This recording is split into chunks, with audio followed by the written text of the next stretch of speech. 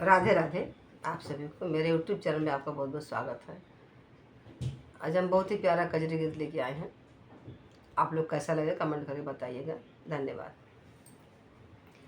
कल सवेरे हम रसोईया ना बनैब पिया दनवा भुजैब पिया ना। कल सवेरे हम रसोईया ना बनैब पिया दनवा भुजैब पिया ना। कल सवेरे हम रसोईया ना बनैब पिया दनवा भुजैब पिया ना।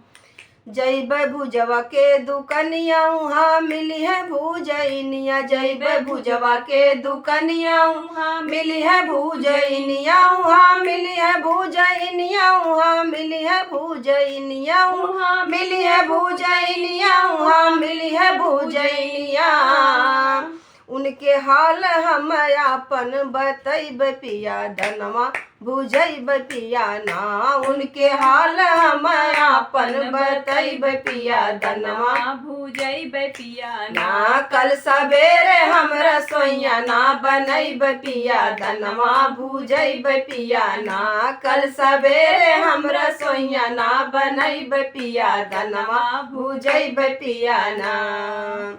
भुजैन बाड़ी बड़ी सीधी हम कहिला उनके दीदी। भुजैन बाड़ी बड़ी सीधी हम कहिला उनके दीदी। हम कहिला उनके दीदी। हम कहिला उनके दीदी। हम कहिला उनके दीदी। हम कहिला उनके दीदी। दीदी दीदी कह के भरवा बचैब पिया दनवा भुजैब पिया ना। दीदी दीदी कह के भरवा बचैब पिया दनवा भुजैब पिया ना। कल सवेरे हम रसोईया ना बनैब पिया दनवा भुजैब पिया ना। कल सवेरे हम रसोईया ना बनैब पिया दनवा भुजैब पिया ना।